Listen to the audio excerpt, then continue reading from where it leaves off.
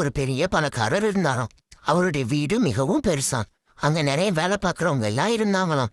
அப்ப அந்த வீட்டுக்கு ஒரு குட்டி பூனை, இந்த வீடு நல்லா இருக்கு, அங்க போவோம், இங்க உள்ளவங்க நம்மள அன்பா பாத்துக்குவாங்க அப்படின்னு சொல்லிட்டு அங்க அடிக்கடி வந்துட்டு வந்துட்டு போச்சாம். அப்ப அங்க உள்ள வேலையாளுங்க பணக்காரர் எல்லாருமே அதை விரட்டி விரட்டி விட்டாங்களாம். அது அடிக்கடி வந்து போச்சாம். ஒரு அனாதை பூனையாம். இங்க போன ஆதரவு கிடைக்கும்னு வந்துட்டு வந்துட்டு போயிருக்கும் போல. ஆனா எல்லாரும் விரட்டி விடவும் ஒரு நாள் பணக்காரர் பார்த்துட்டு, சரி நம்மளும் அன்பா இருக்குது, அப்ப அங்க வந்து அவரை பார்க்கறது, பூனை சாப்பாடு போடுறது, அவரை அந்த பூனையை வந்து எடுத்து நல்லா வச்சுக்கிட்டாங்களாம். அப்ப அவரோட பையன் ரிஷி வெளிநாட்டுக்கு போறப்போ ஒரு காஸ்ட்லி பூனை வாங்கிட்டு வந்தாங்களாம். அந்த பூனையோட பேர் தான் டாமி. அந்த பூனை வந்ததும் எல்லாரும் அது மேல அன்பா இருந்துட்டு இந்த குட்டி பூனையை வெறுக்க ஆரம்பிச்சுட்டாங்களாம்.